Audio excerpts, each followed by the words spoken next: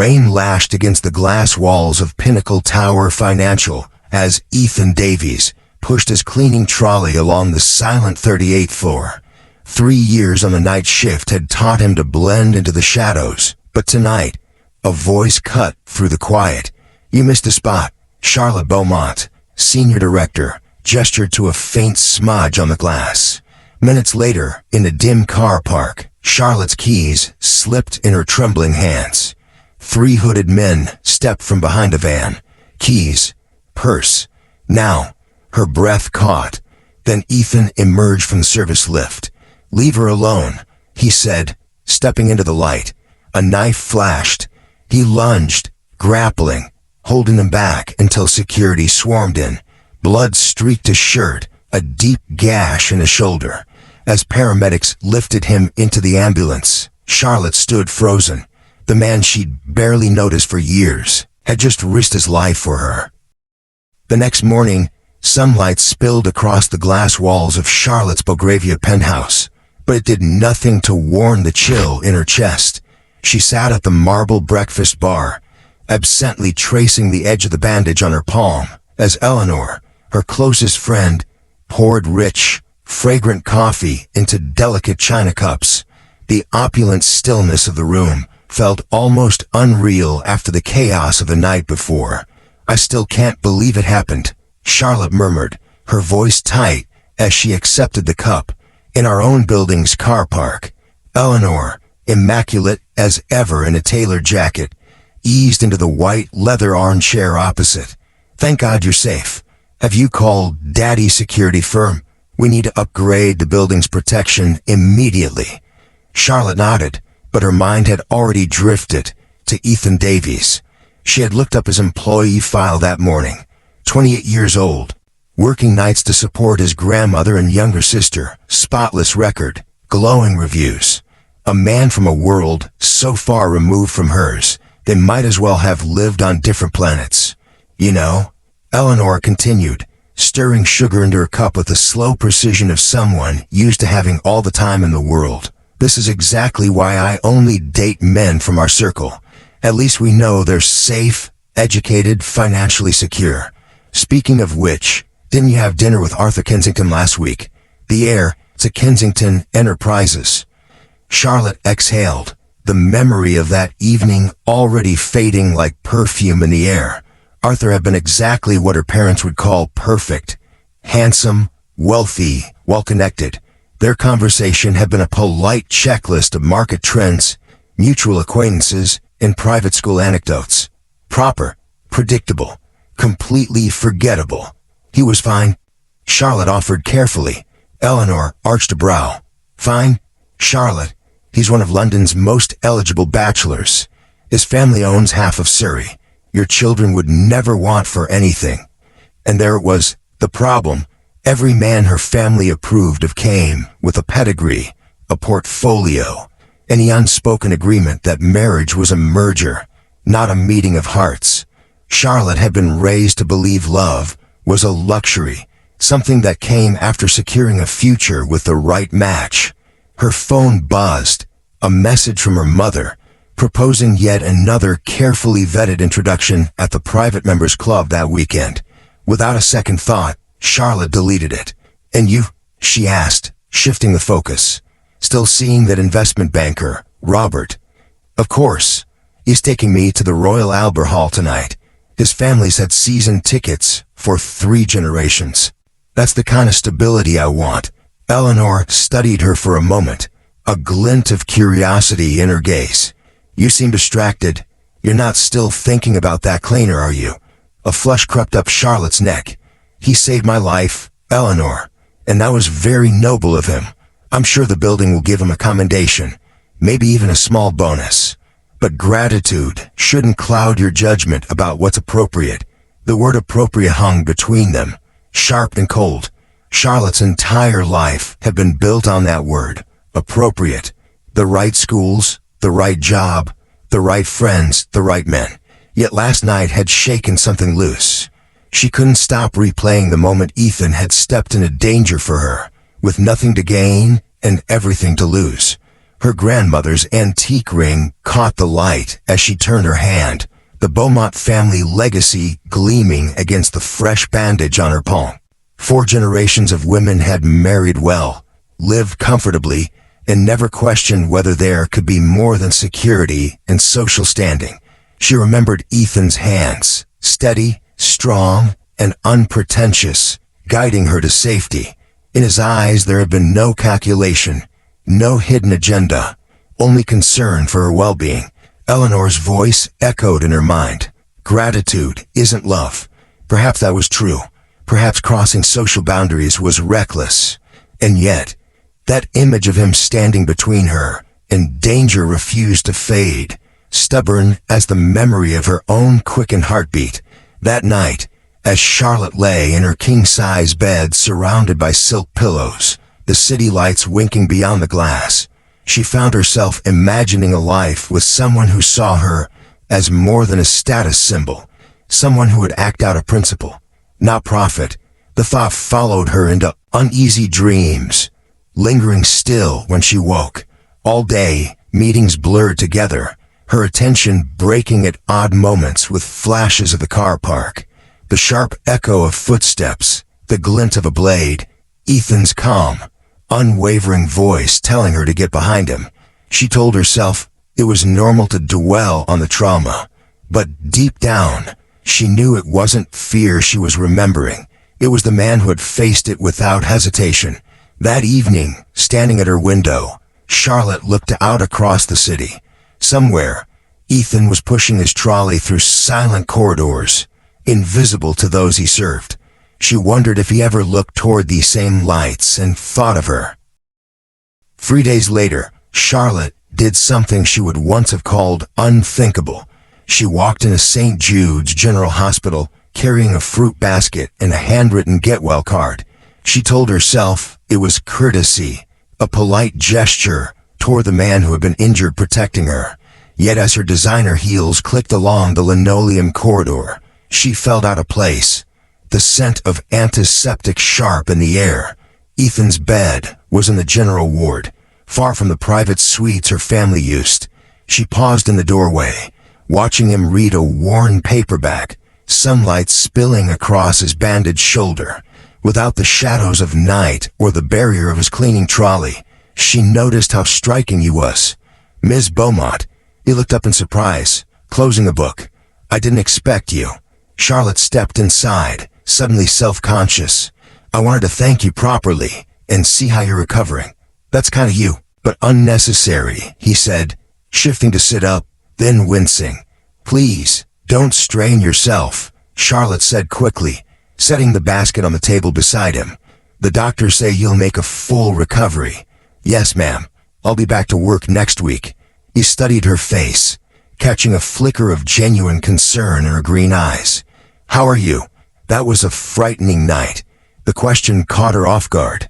Since the attack, people had asked about security measures, insurance claims, schedules, but no one had asked how she felt.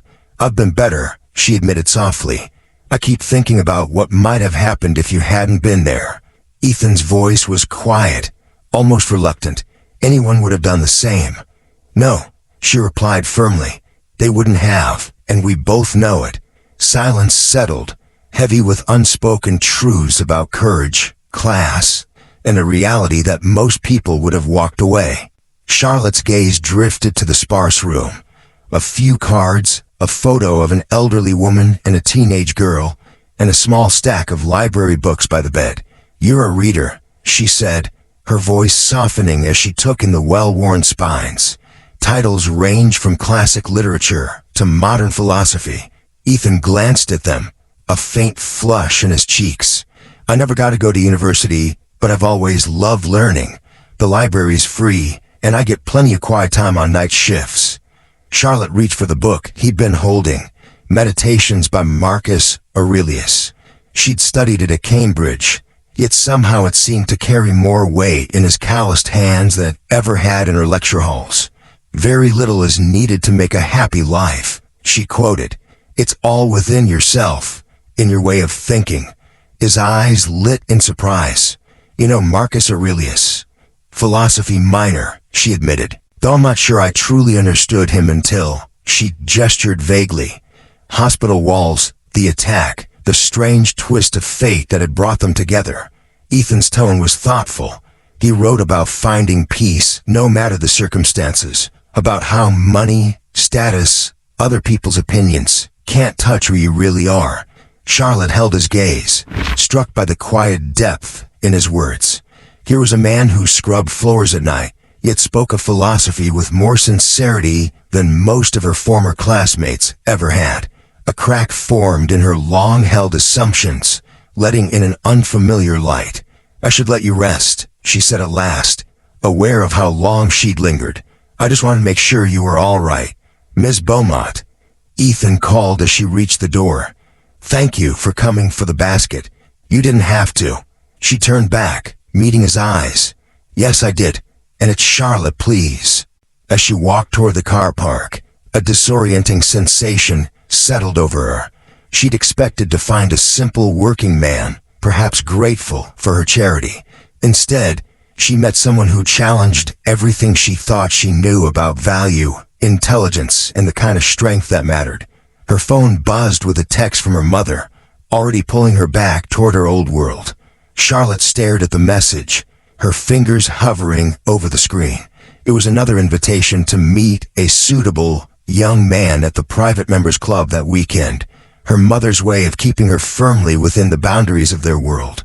But her thoughts wandered elsewhere, to Ethan, sitting in that sunlit hospital bed, reading philosophy between shifts, carrying dreams no one in her circle would bother to hear. She pictured the photo on his nightstand, the elderly woman with kind eyes, the teenage girl beaming beside her. Family, purpose, roots. The contrast her own life. A penthouse filled with curated beauty, but echoing with absence, was stark. As she slid into the back seat of her chauffeured car, Charlotte caught her reflection in the tinted glass. The polished woman staring back suddenly felt like a stranger. Somewhere deep down, she knew this wasn't the last time she'd see Ethan Davies, and that thought brought with it a flicker of anticipation she couldn't quite suppress. 2 weeks later, fate crossed their paths again. Charlotte had just stepped out of a charity board meeting at Burlington House, where she noticed a familiar figure sitting alone on the wide stone steps. Ethan, in a crisp button-down shirt and dark jeans, looked as though he dressed with care, yet his clothes still stood out from the tailored suit streaming past. He sat with his elbows resting on his knees, eyes lowered to a folder in his hands. Something in his posture, part fatigue, part quiet resolve, made her pause. "Ethan," she called softly as she approached. His head lifted, surprise flickering across his face before embarrassment chased it away. "Oh, Ms. Beaumont, Charlotte." He gestured toward the building behind him. "There was an information session tonight about the local college's business program." Charlotte's gaze dropped to the folder, course catalogs, financial aid forms neatly clipped. Her lips curved. "That's wonderful. Are you thinking of enrolling?" Ethan's smile was wry, tinged with realism. Thinking about it and being able to afford it are two different things. Even with financial aid, balancing night shifts and classes won't be simple. Without hesitation, Charlotte lowered herself onto the cool stone steps beside him, her silk dress hooling elegantly around her. A few passers-by glanced twice. An impeccably dressed executive seated casually next to a janitor, as though the scene didn't belong in their world. "Tell me about it," she said gently. "Your dream, I mean." He hesitated, studying her expression, as if testing whether her interest was genuine. Then his voice steadied. "I want to start a non-profit to give kids in my neighborhood access to education, mentorship opportunities. There's so much potential where I live, but no infrastructure to nurture it." Charlotte felt something stir inside her. Not pity, but admiration. "That's a beautiful goal. My little sister Lily is 15. Ethan continued, his tone warming as he spoke her name. "Straight A student, wants to be a doctor, but her school's falling apart. Half the textbooks are older than she is, and most kids there don't believe university is even possible. His voice grew more urgent. I worked 3 jobs to help support her and my grandmother, but I want to do more for her, for all of them. Charlotte leaned in, drawn deeper into his vision. What kind of nonprofit? After-school tutoring, university prep, scholarships, maybe a community center where kids could do homework, learn job skills, and have a safe place to be. As he spoke, his eyes lit up, revealing a man far beyond the quiet cleaner she had once passed in the halls. This was someone with the courage to imagine change and the grit to try to make it happen. "Have you written a business plan?" she asked. Ethan chuckled, though there was no trace of cynicism. 17 versions. I've researched every statistic on educational inequality in London, studied program models that work, noted every potential funding source. But without a degree, without the right connections, he shrugged lightly. Most people just see a cleaner with big dreams. Charlotte felt a tightness in her chest. She'd sat on the boards of 3 charities, written checks for causes she barely understood, attended countless galas where people congratulated themselves for donating spare change to problems they would never touch. Yet here was someone who understood the problem from the inside and still believed in hope. "Ethan," she said softly, "would you have coffee with me? I'd like to hear more about your plans." He blinked, as if unsure he'd heard her right. "That's kind, but I wouldn't want you to feel obligated." "I don't. I'm curious and impressed." Charlotte rose, smoothing the silk over her knees. "There's a cafe around the corner. My treat." They walked side by side, and she became aware of the stares they drew. An elegant white woman in couture, alongside a black man in modest clothes. Part of her wanted to explain to the strangers that it wasn't what they thought, but another part wondered why she should care at all. The cafe was warm and fragrant with fresh bread. Charlotte ordered a cappuccino. Ethan, black coffee, insisting on paying for his own despite her protests. "Tell me about your family," she prompted once they settled into a quiet corner. His face softened. "My grandmother raised me after my parents died when I was 12. She's 83 now, tougher than anyone I know. And Lily, she's everything. Smarter than me, funnier than me. I just want to give her the chance she deserves." Charlotte thought of her own family. Wealthy, connected, but somehow smaller in scope. "They must be proud of you." Proud and worried, Ethan admitted, fingers curling around his coffee cup.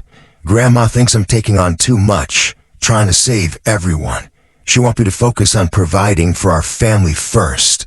Charlotte tilted her head. "And what do you think?" He paused, stirring his coffee slowly.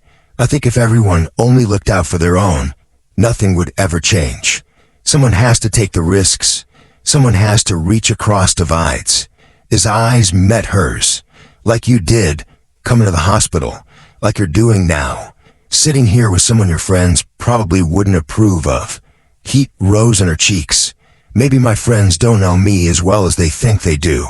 Their eyes held for a moment, the murmur of the cafe fading into the background.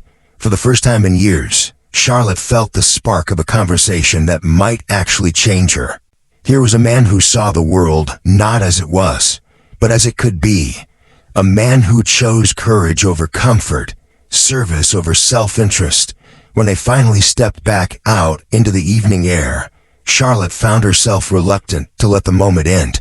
She watched Ethan disappear into the flow of pedestrians, his folder of dreams tucked under one arm, shoulders squared against the city's indifference.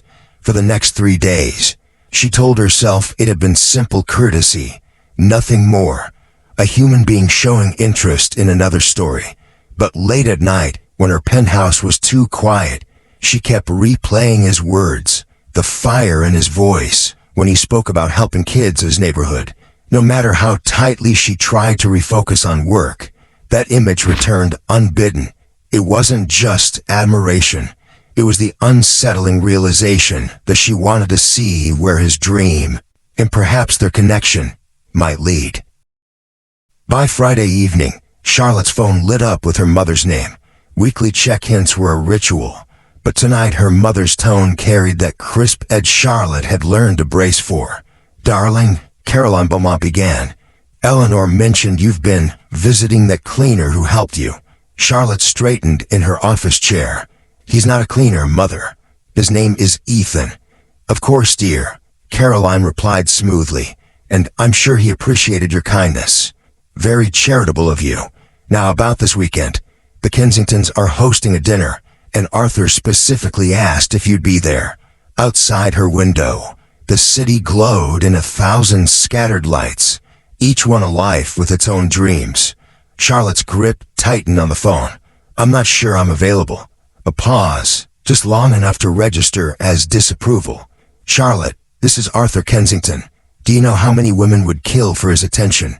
Then perhaps one of them should marry him. Charlotte said quietly. Silence stretched on the line. So long Charlotte wondered if the call had dropped. When her mother spoke again, her voice was cool and measured. Charlotte and Beaumont, I don't know what's gotten into you lately, but you need to remember who you are. Our family has a reputation, a position in this community. You can't jeopardize everything we've built because you're feeling grateful to some person from a completely different world.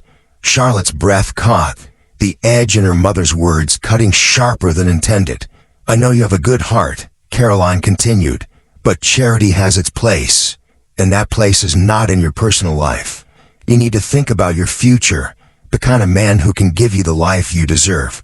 After the call ended, Charlotte sat in the dim glow of her office, questions swirling in her mind. What did she actually deserve? A husband who looked good on paper, but left her feeling empty? Or something real? Her cursor blinked on the darkened computer screen, but she barely saw it. On impulse, she pulled up Ethan's employee file again, eyes lingering on the Brixton address. The name stirred curiosity, and something deeper she refused to name. The next morning, she found herself steering her car toward his neighborhood. She told herself it was research, a way to understand the place where he hoped to build his nonprofit. Brixton was not the desolate wasteland she'd imagined from headlines. It was alive. Children played on doorsteps. Elders gathered over chess in a pocket park.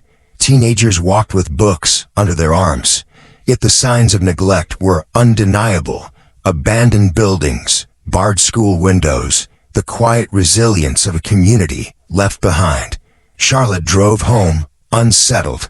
For years, she'd lived inside a curated bubble. Private schools, gated communities, exclusive events. She'd never stopped to see the lies beyond her own glass walls. And now, she couldn't unsee them. That evening, she slipped into yet another charity gala, wearing a gown worth more than most people's yearly rent. The ballroom sparkled with chandeliers and polite laughter. She moved through the familiar rhythm. Air kisses, small talk, champagne flutes, yet the conversations fell hollow. Guests boasted about donations that could have funded Ethan's entire program, congratulating themselves for solving problems they'd never touch. You're awfully quiet tonight, a smooth voice murmured at her elbow. Arthur Kensington, impeccable in his tuxedo, smiled down at her. Penny for your thoughts. Charlotte met his gaze, searching for something more than charm, and found nothing but polished ease. Just wondering if we're actually making a difference, she said. Arthur laughed lightly. Heavy thoughts for a party. Come dance. Life's too short to worry about problems we can't solve. But that was the problem, she realized. Arthur saw problems as walls to skirt around, never as doors to push open. As the orchestra's perfect notes filled the air, Charlotte let Arthur guide her across the polished floor, her body moving on autopilot. Around them, perfectly dressed couples floated through the steps, their smiles as rehearsed as the conversation. This was her future if she stayed the course. Endless evenings of polite performances, curated connections, and comfortable emptiness. But in the back of her mind, another image intruded. Ethan, sleeves rolled up, speaking with fire about change, about risk, about believing in people no one else saw. Her mother's voice echoed, "You can't throw away everything for a fantasy." Maybe it wasn't a fantasy. Maybe it was the first honest thing she'd felt in years. By the time the music ended, her decision wasn't made. but a crack had opened wide enough for the truth to slip through. She couldn't keep living a life that felt like it belonged to someone else. The following Tuesday, Charlotte did something she couldn't quite explain, even to herself. Instead of leaving the office at 6, she lingered, letting the building empty out until the quiet hum of after hours settled in. By 10 o'clock, she was still there, papers neatly stacked, the city glittering far below. She told herself it was to finish work, but in truth, she was waiting. Right on schedule, Ethan appeared in her doorway, surprise flickering in his eyes. "Charlotte, is everything all right?" "Fine," she replied too quickly. "Just working late. How's your shoulder?" "Much better. Thank you." He hesitated, then stepped inside, his presence filling the room in a way she hadn't expected. "I want to thank you again for the coffee last week, and for listening. Most people," his words trailed off, but she understood. "Most people don't take your dreams seriously," she finished softly. "Something like that," Ethan said, moving with quiet efficiency as he emptied her bin. "Though I've got some good news. Finally submitted my application to the local college. Financial aid might cover most of it, and I could take night classes while working." Charlotte's smile was instant warm. "That's wonderful, Ethan. When would you start?" "Fall semester, if I get in." Hope flickered in his tone, tempered by realism. "It'll take 4 years to finish, but it's a start." She watched him dust her shelves, noting the care he gave to even the smallest task. Integrity seemed to weave through everything he did. Whether it was philosophy over coffee or polishing a desk, no one noticed. "Can I ask you something?" she said suddenly. He looked up. "Of course. Why did you hold me that night in the car park? You could have been killed." Ethan was silent for a moment, as if weighing each word. "My grandmother always taught me we're all connected. When someone's in trouble, you don't stop to calculate risks or decide if it's your responsibility. You just help." Charlotte's throat tightened. "But you didn't even know me. I'd barely spoken to you in 3 years. I knew enough," he said simply, "that you work late like I do, that you were always polite to the night security guard, that you said thank you when most people didn't even notice the cleaning crew exists. That was enough to know you didn't deserve to be hurt." Something in her chest cracked open. "I didn't notice you," she admitted softly. I didn't know how to." She gestured helplessly, the gulf between their worlds stretching in the space between them. "How to talk to the help?" Ethan asked, no judgment in his voice, only understanding. Charlotte's lips pressed together. Then she forced honesty into the open. "Yes, maybe. I was raised to keep certain boundaries, to stay in my own circle. But talking to you now, I realize how much I've missed by following those rules." Ethan set down the cloth, meeting her gaze squarely. "What kind of life do you want, Charlotte?" The question landed like a weight in her chest. No one had ever asked her that. Not her parents, not her friends, not the men they tried to match her with. Everyone had assumed they already knew. Security, status, the continuation of her family's place in society. "I don't know," she admitted, eyes drifting to the skyline beyond her office window. "Lately, I feel like I've been sleepwalking, living a life someone else designed for me." Ethan didn't rush her. He let the silence stretch, offering space instead of answers. "When I was little," Charlotte continued, her voice almost a whisper, "I wanted to be a teacher or a social worker, help people, make a difference. But my parents said people like us didn't work in the trenches. We helped from a distance, through charity boards and fundraising galas. More efficient, they said, more appropriate." She gave a bitter smile. "And now?" Ethan asked gently. She met his eyes, surprised by the compassion there. "Now, I wonder if I've spent my life being efficiently useless, writing checks instead of getting my hands dirty, managing from afar instead of touching real lives." "It's not too late," he said quietly. "You have choices. They may not be easy, but they exist." Her brow furrowed. "How do you stay hopeful when everything feels stacked against you?" Ethan's answer came without hesitation. "Because giving up isn't an option. My sister deserves better. My grandmother deserves to see me succeed. And maybe people deserve to know the cleaner in their office has ideas worth hearing. Charlotte felt the sting of tears. You're going to change the world, aren't you? Ethan gave a small, almost shy smile. I'm going to try. The question is, what are you going to try to do? When he moved on to clean the next office, she sat alone in the quiet, his words echoing louder than the ticking clock. For the first time in years, she felt a flicker of her true self beneath the layers of expectation. She thought of his nonprofit proposal, of Lily's determination, of a neighborhood brimming with overlooked potential. She thought of her own resources, connections that could open doors if used for more than networking galas. And she thought, most of all, of the man who saw her not as an ornament, but as someone capable of change. That night, as she left the building, the city air felt different, charged, as if she'd stepped onto the edge of a choice that could alter everything. The confrontation Charlotte had been dreading arrived on a crisp Thursday evening. She looked up from her desk to see her father standing in the doorway, his expression dark, the door clicking shut behind him.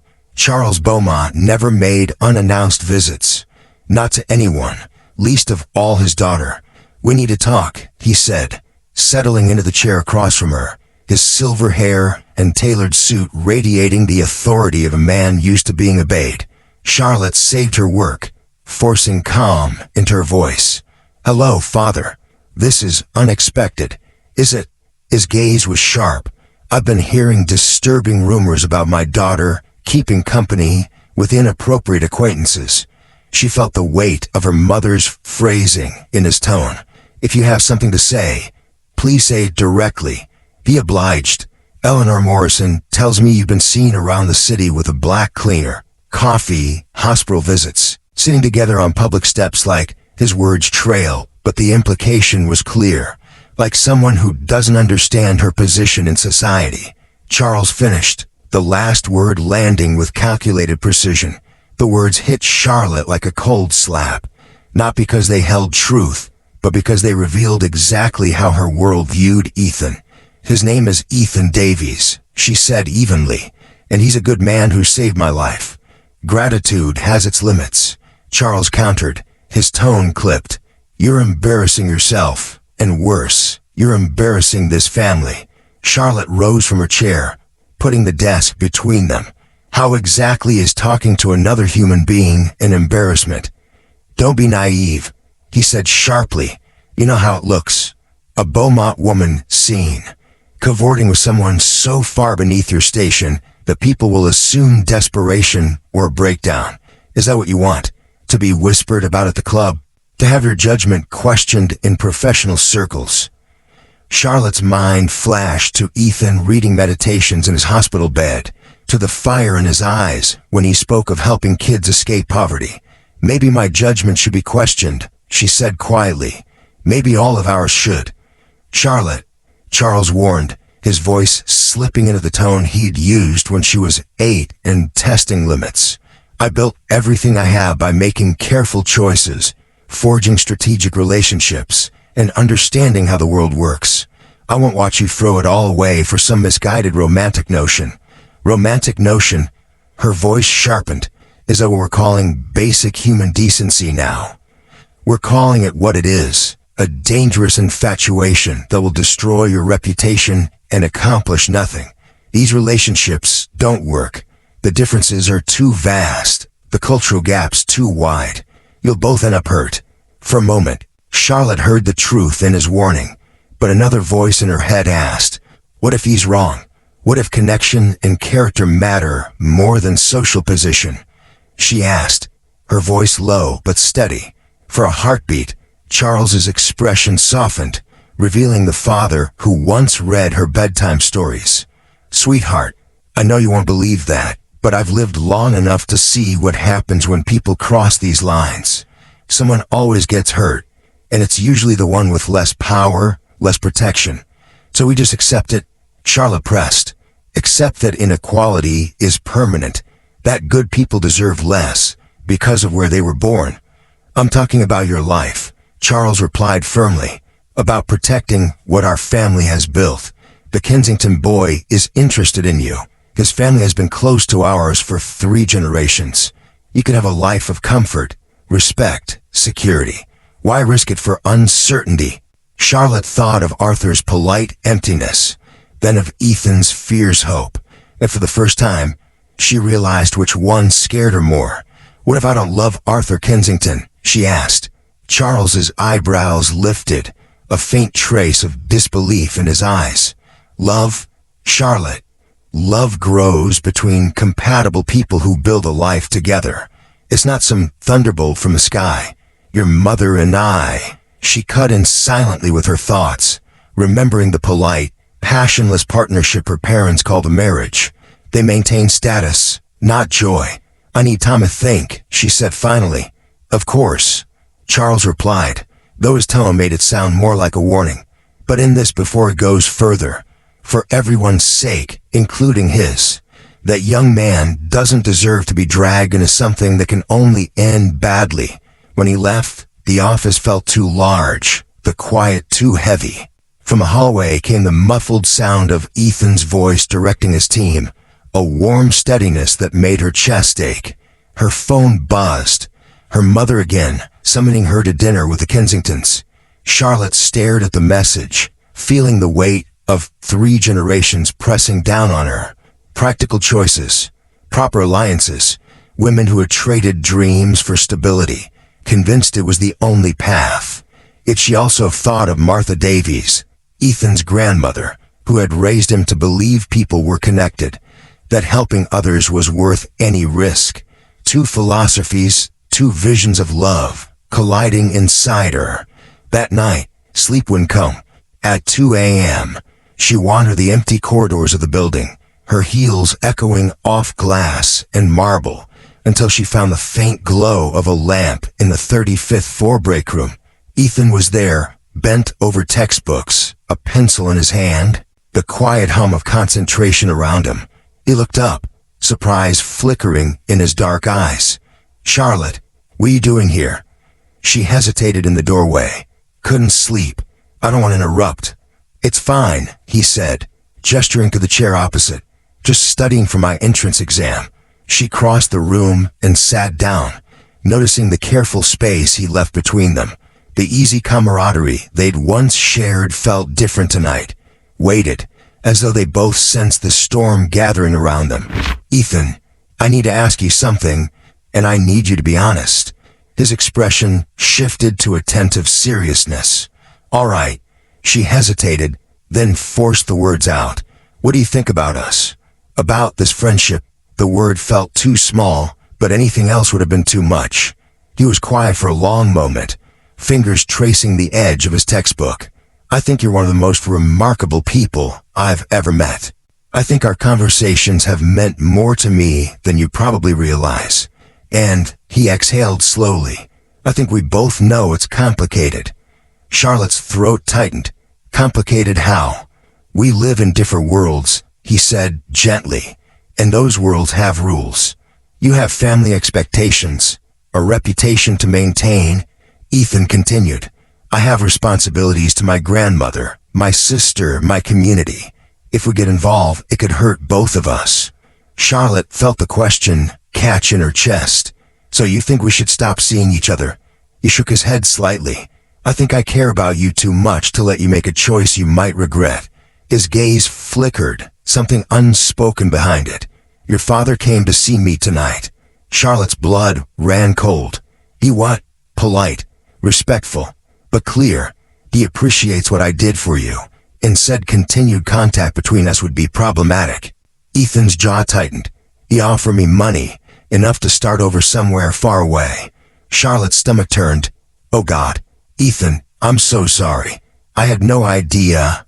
I turned him down, Ethan said quietly, but the fact you felt the need to offer tells us everything about how your world sees this. Charlotte met his eyes, her voice barely above a whisper. And how do you see it? He was silent so long she thought he might not answer. Then, with quiet conviction, he said, I see a woman who makes me want to be better than I am, who listens to my dreams like they matter, who sees possibilities where others only see problems. He swallowed hard. I see someone I could fall in love with if I let myself. Her breath caught. Ethan.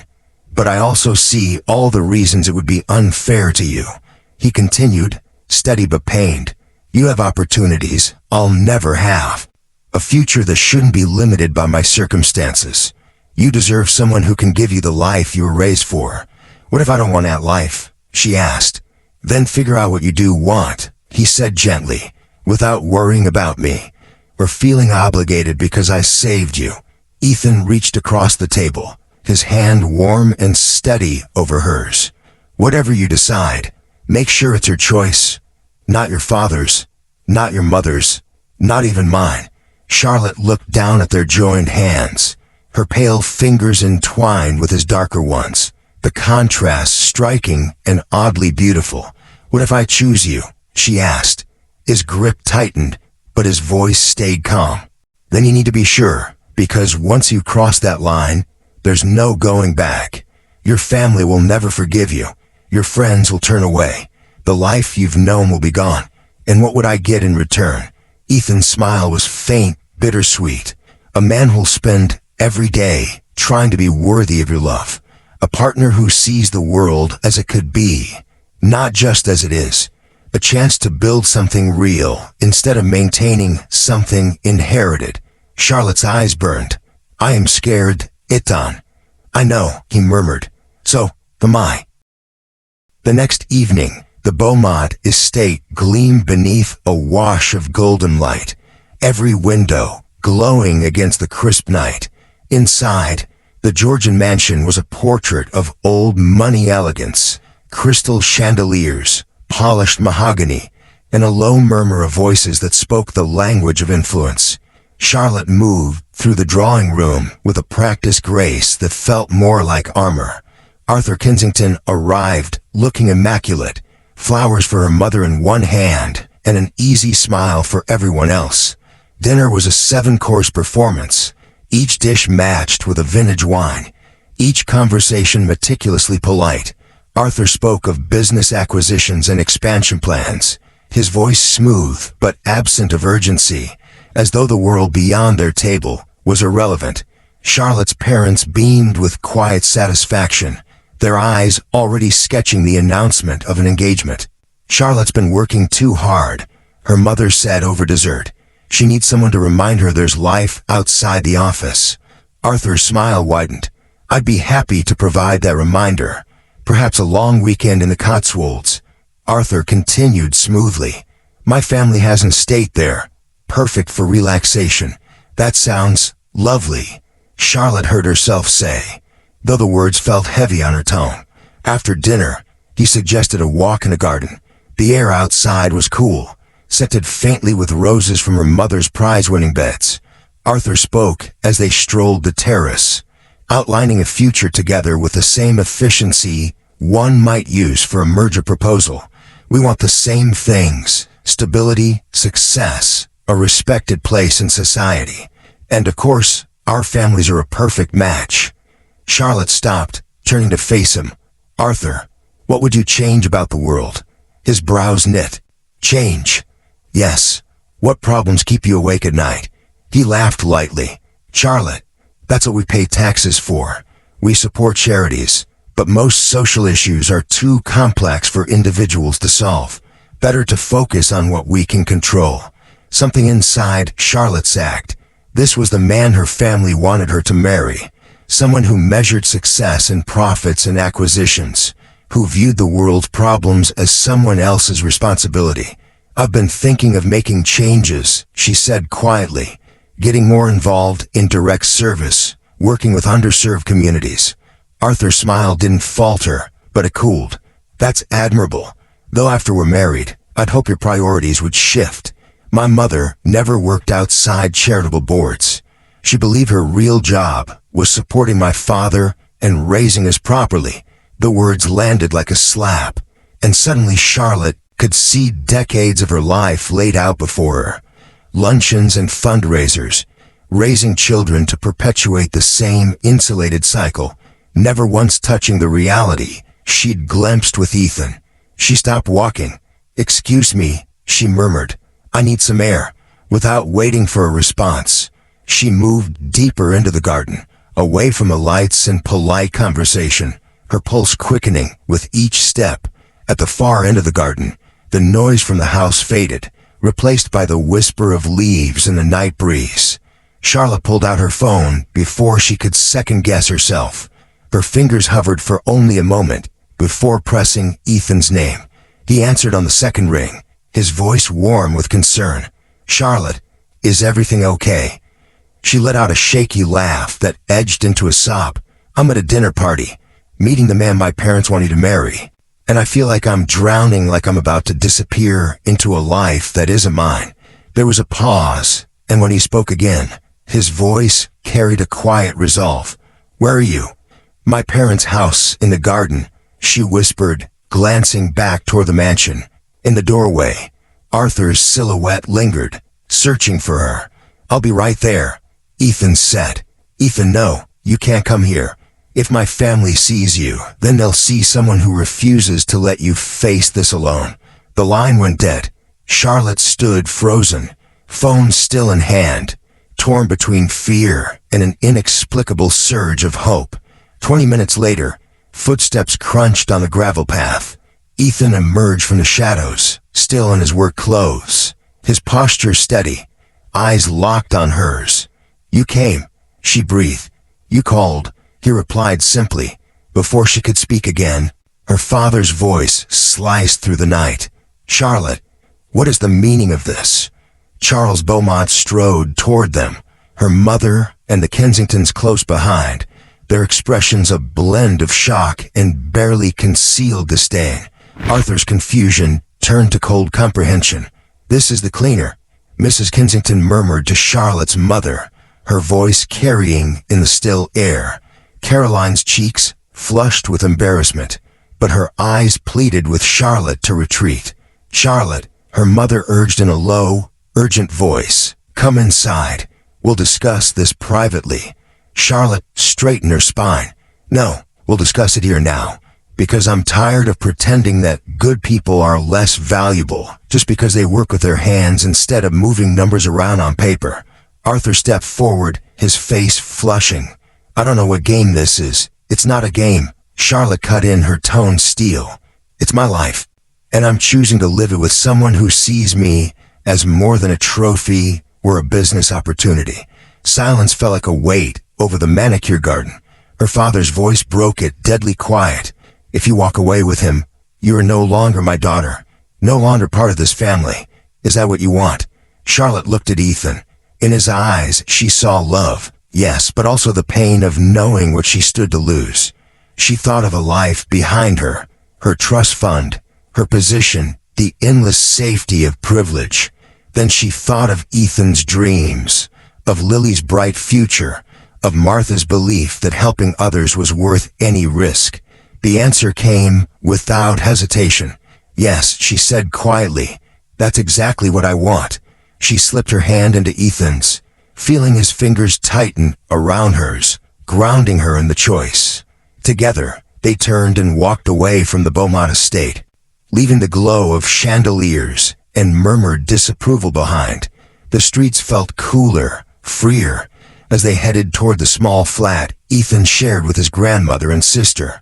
By the time they stepped inside, Charlotte's heels clicked against worn linoleum instead of marble, and the air was scented not with expensive perfume, but with something far more comforting, the smell of home cooking. For the first time in years, she felt like she was walking into her real life. The kitchen was small, its cabinets mismatched, the table crowded with school books and coffee mugs. Martha, Ethan's grandmother, moved with quiet efficiency, setting out plates of eggs and toast. "Child," she said gently, her eyes full of both welcome and warning, "are you sure about this? Leaving your family, giving up everything you've known, it's not a decision to make lightly." Charlotte looked around.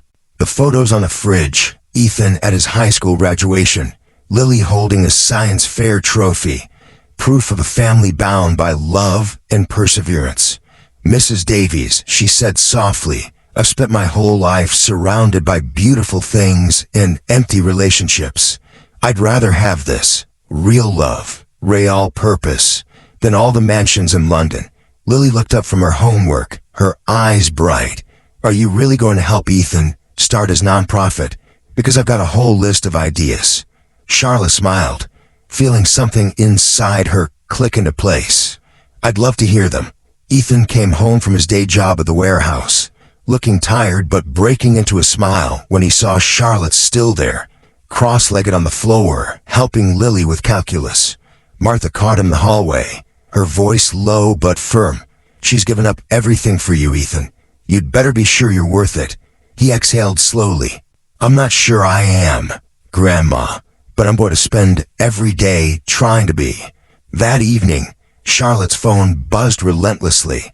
Calls from her mother, messages from Eleanor, and terse texts from family friends expressing shock or disapproval. She silenced it and focused on chopping vegetables beside Ethan, learning the rhythm of a kitchen where meals were about togetherness, not presentation. Any regrets? He asked as they washed dishes. She thought about her frozen trust fund, her resignation from work, the friendships already slipping away. None, she said finally. Well, maybe one. That it took me 31 years to figure out what really matters. Ethan set the dish towel aside and turned to face her fully. Charlotte, I need you to understand something. I can't give you the life you're used to. I work 2 jobs to keep my family afloat. My biggest dream is a non-profit that might never get funded. You'll have to shop at charity shops, take the underground, worry about money in ways you've never had it before. Charlotte reached up, brushing her fingertips against his jaw, feeling the faint rasp of stubble. Ethan Davies, are you trying to talk me out of falling in love with you? I'm trying to make sure you know exactly what you're choosing. Her voice was steady now.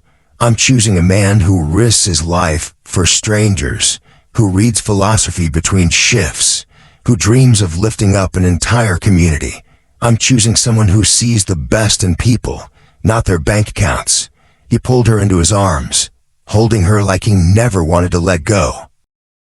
There's something else, Ethan murmured, his breath warm against her hair. He pulled back just enough to meet her eyes. I got accepted to the local college. Classes start in 3 weeks. A smile broke across Charlotte's face before worry followed. Ethan, that's incredible. But how will you manage work and school? I don't know yet, he admitted, but I'll figure it out. We'll figure out. That one word, we, settled deep in her chest, warmer than any promise of luxury ever had. Actually, Charlotte said slowly, I might have an idea for funding a nonprofit. My trust fund's frozen, but I have investments in my own name. And I know people who care about education, who could help. Ethan shook his head. Charlotte, you don't have to. I want to, she cut in. This is the life I want. Helping you build something meaningful. Helping kids like Lily get the chances they deserve. Her voice trembled, but her conviction didn't. That night, Charlotte lay on the pull-out sofa in the Davies' living room, listening to the hum of the city outside, a different rhythm from Belgravia's hushed streets. For the first time, she felt no urge to escape it. She had chosen love over comfort, purpose over prestige, and the peace that settled over her was unlike anything she had ever known. 6 months later, she stood in what had once been an abandoned warehouse, now buzzing with energy as Ethan led a group of teenagers through university prep workshop. The Future Builders program had started small, just a dozen kids and Charlotte's modest investment, but word spread quickly. Parents began bringing their children. Teachers volunteered. Even a few of Charlotte's former social contacts quietly offered support. In a corner, Lily burst through the door, waving a thick envelope. It came. King's College London accepted me. Charlotte's heart swelled as she hugged her. Lily, I'm so proud of you. With the scholarship from the program, my grades, I can actually afford to go. Lily's voice trembled with excitement. Ethan was right. Sometimes dreams do come true if you work hard enough. Across the room, Ethan beamed at his sister, pride radiating from him like sunlight. Charlotte felt her chest tighten, overwhelmed by the sight of them. Proof that all the sacrifices had meant something. The community had begun to accept her, though it hadn't been easy. Some saw her as an outsider. Others questioned if she would stay when things got hard. But she had shown up every day, navigating the underground, shopping at corner stores, earning trust through consistency, not grand gestures. Her relationship with her family remained strained. Her mother's calls came sporadically, often tinged with wine, sometimes pleading for her to come to her senses, sometimes offering clipped updates. Her father stayed silent, though Charlotte had heard he'd quietly donated to Ethan's college scholarship fund.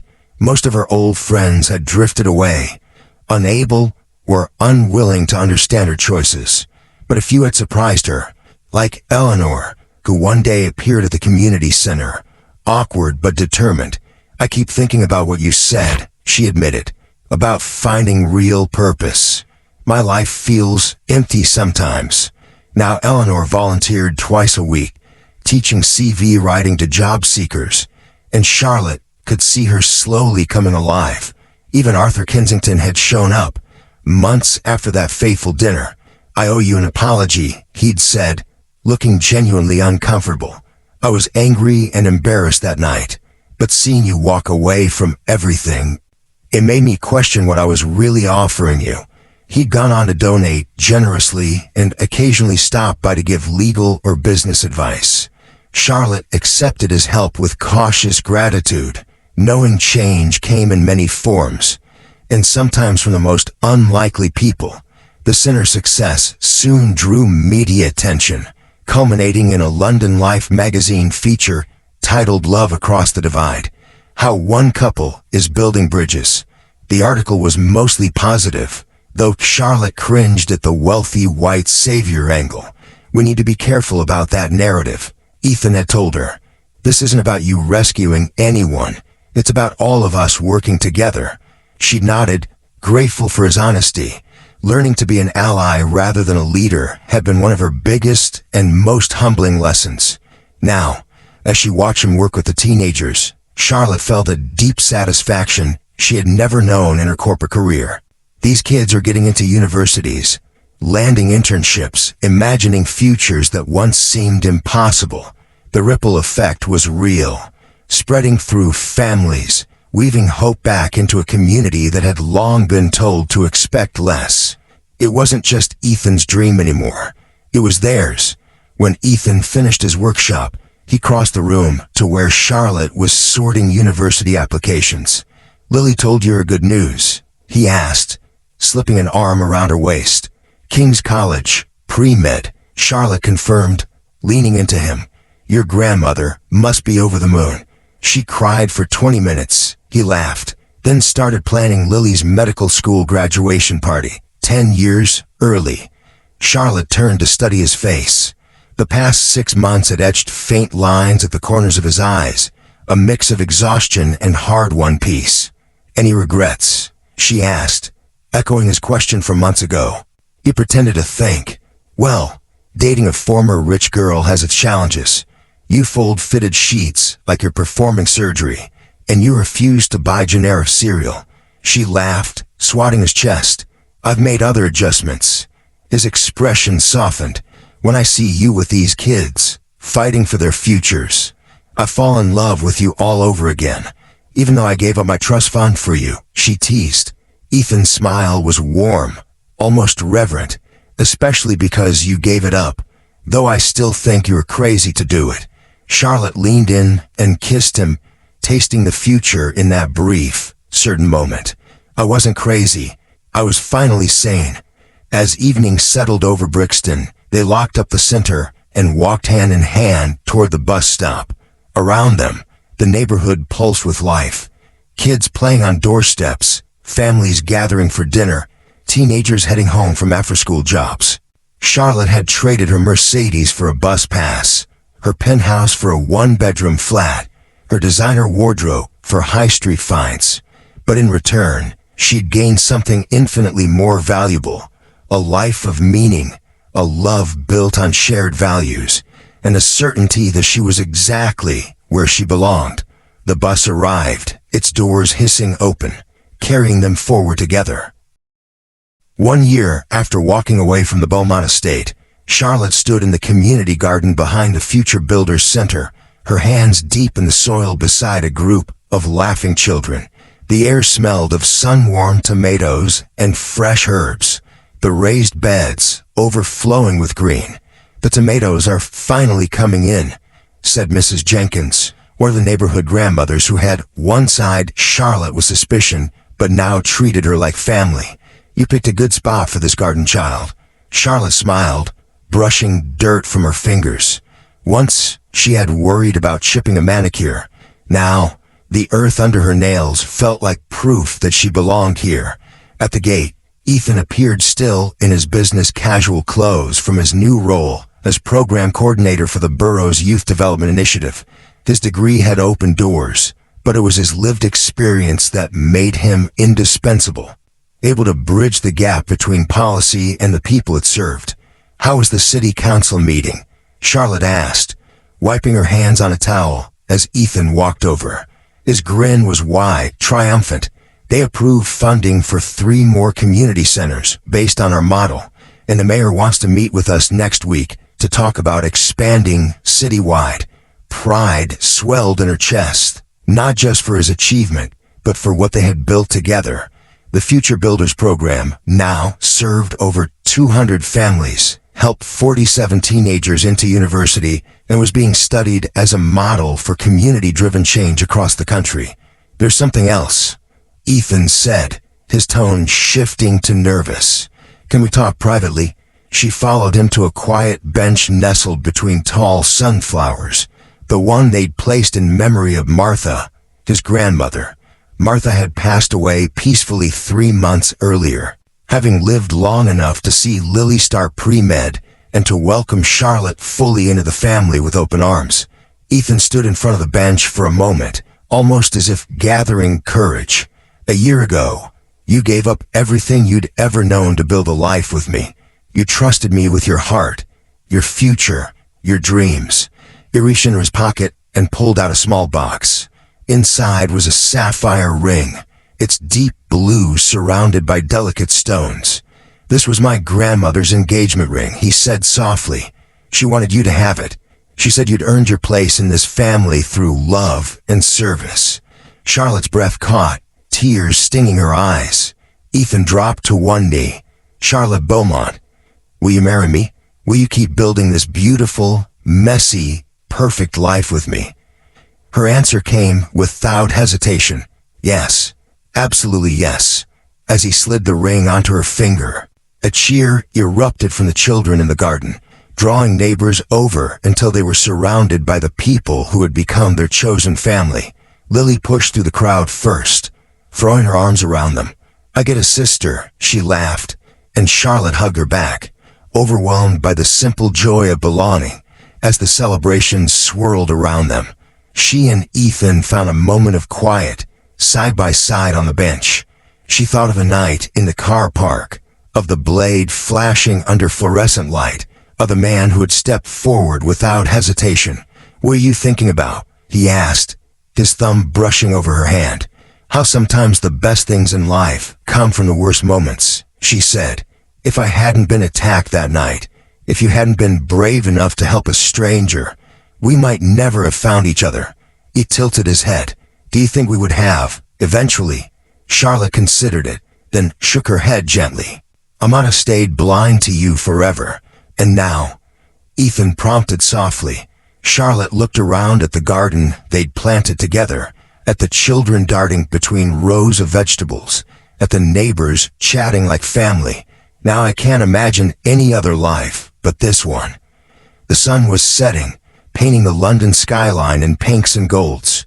Somewhere across the city, her parents were likely dining at their private club, talking of business and politics. Her former colleagues were probably still in their glass towers, climbing ladders to victories that fell hollow. But here in this patch of earth, surrounded by people who measured wealth in futures built and lives changed, She had found something greater than status. She had found herself.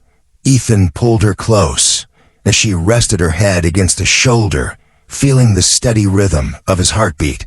"I love you," she whispered. "I love you too," he murmured. "And I love the life we're gonna build together."